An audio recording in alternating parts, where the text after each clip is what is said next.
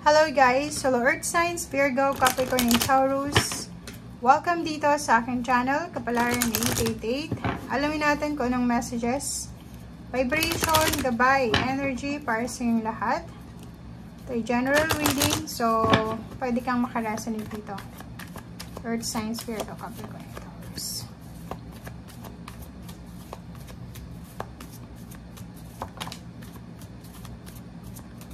Earth Signs, Virgo, Capricorn, and Taurus.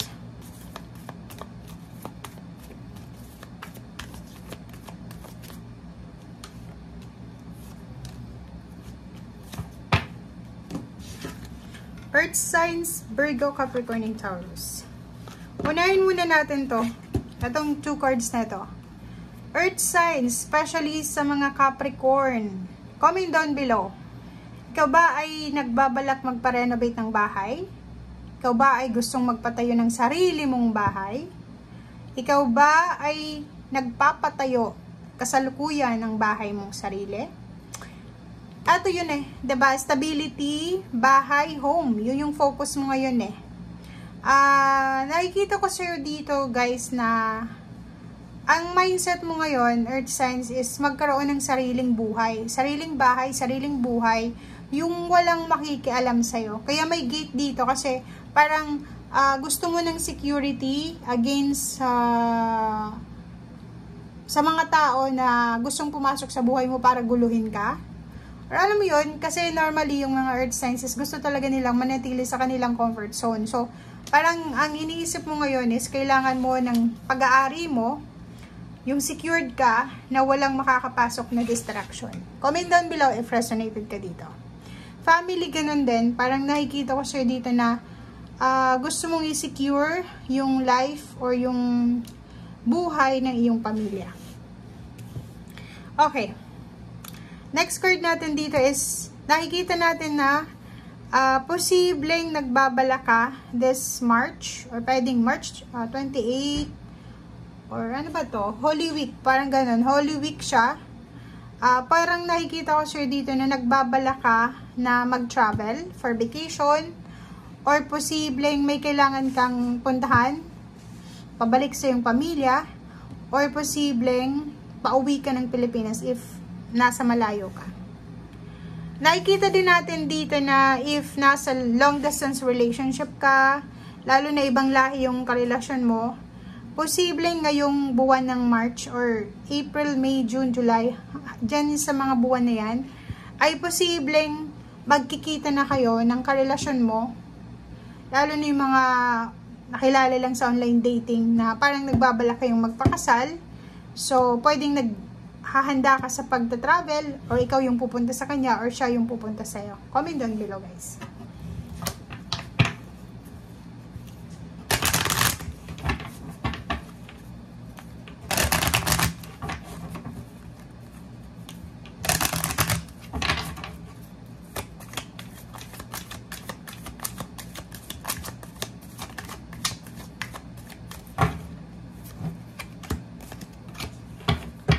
Okay. So, yun na nga. Etong 2 cards sa second deck is confirmation to ng first card. Diba? So, kung makikita mo, sinasabi ng baraha dito na kailangan mong i-shield, i-clear yung energy. Ito, shielding dito sa gate na to. Diba? Kaya may gate dito kasi it symbolizes na kailangan mong i-shield ang iyong sarili, ang iyong energy. Laban sa mga toxicity or laban sa mga toxic na tao. Kailangan mong magkaroon ng peace of mind. So, detach yourself. Today, if ever man may mga issues dyan, may kaaway ka ba or may ka-misunderstanding, maraming mga tao yung nakikisaw-saw or ano pa man, sinasabi ng baraha, detach yourself from drama and para manatiling positive yung energy sa paligid mo.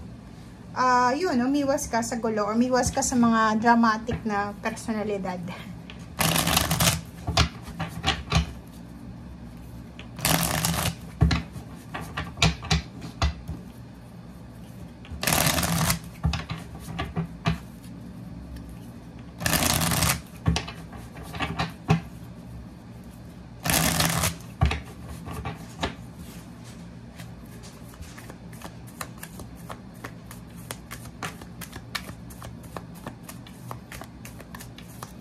Earth signs, Virgo, Capricorn, and Taurus. Oh, diba? Sinasabi kasi ng baraha dito na hindi mo dapat bigyan ng pansin itong mga issues na to sa buhay mo. Kasi parang nakikita natin dito, napapaligiran ka talaga ng toxicity. As long as na naandyan ka sa lugar na yan, as long as na napapaligiran ka, pwedeng hindi mo naman to kadugo, or pwedeng kapamilya mo siya, or pwedeng kakilala, pwedeng sa trabaho yan, or pwedeng sa community, sa kapitbahay, or kung sa kanino man. Kailangan nang matapos to kasi nakaka-drain to ng energy mo. Okay? Kasi parang tingnan mo, parang ikaw yan, ito, na kinukontrol mo, 'di ba? Kailangan mong kontrolin yung sitwasyon, pero hindi mo to makokontrol. Kasi yun na nga, pwede natin kontrolin ang ating reaction, pero yung mga ginagawa ng mga tao sa paligid natin, hindi natin yung pwedeng makontrol, as long as na umalis ka sa sitwasyon na yan.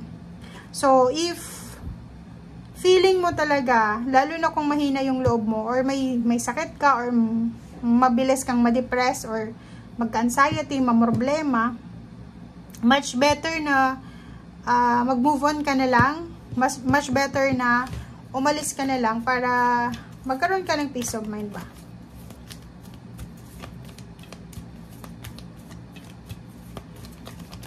Oops, sorry. Okay. Reverse. Reverse yung the Hermit, and reverse then yung King of Pentacles. So, nakikita ko sa'yo dito na pwedeng sa araw na ito, hindi ka matahimik dahil sa problema mo sa pera.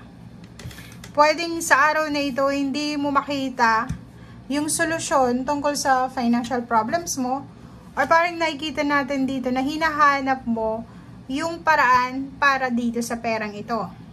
Kasi financially, sobrang burden na burden ka na. Isang decision making kasi ang ginawa mo na hindi mo na pag-isipan.